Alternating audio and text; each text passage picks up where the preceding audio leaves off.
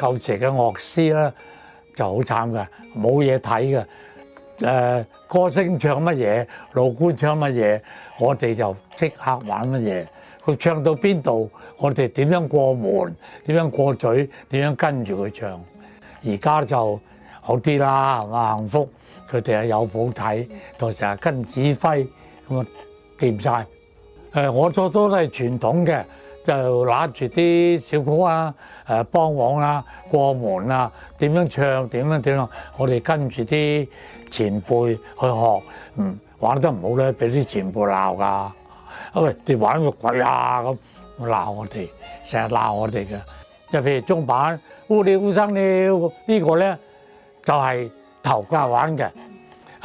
慢板咧烏生了咁，跟住咧啲下家咧，我講過冇譜睇嘅，我哋跟住個頭家，即係頭家起咗個領導作用，我哋就跟住佢玩。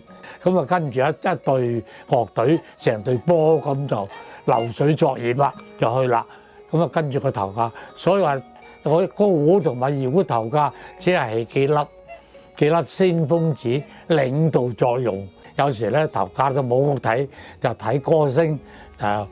歌星係起啲手影，俾啲手指佢睇。咁個掌板起乜嘢，我哋就打乜嘢，我哋玩乜嘢。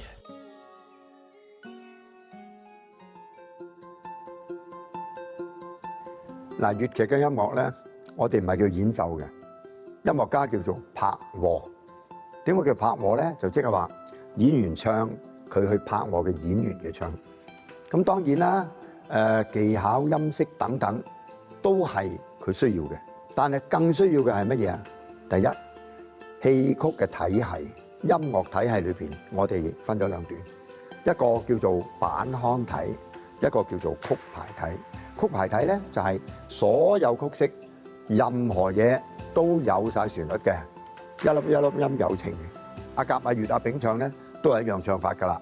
咁咧嗰個咧就叫做曲牌體。另外一個叫板腔體。板腔體係咩啊？板腔體咧就係話有格式，有上句下句，有平仄，有聲有韻。不過中間旋律係冇規定嘅，結束音係規定，板式係規定。嗱呢個咧就其實係好難嘅。咁每個演員唱咧，佢可以用自己嘅方式，從呢個音去到呢個音，中間3拍或者4拍。好啦，咁嗰個玩音樂嗰個點咧？咁啊頭家啦，即係個領袖嗰個咧，就要跟住個演員去，而且咧係有埋佢嘅節奏，即係同個演員嘅節奏係同步嘅。另外感情都要喎，悲劇就係悲劇嚟嘅喎嚇。咁另外咧最難得嗰個頭家，即係個領袖咧，仲要帶埋一村嘅樂隊喎，你都要話俾佢聽，即係個指揮燈要打得好清楚。嗱，佢而家唱邊段，而家係咁噶啦，你跟住我啦咁。佢跟住邊個？跟住個演員。所以演員又要學打指揮燈，一定要清清楚楚。我而家唱啲歌係咁去嘅。所以頭家嘅難並唔係一定話係你識玩音樂或者音色好定唔好，最主要就係你對粵曲嘅知識係要非常豐滿。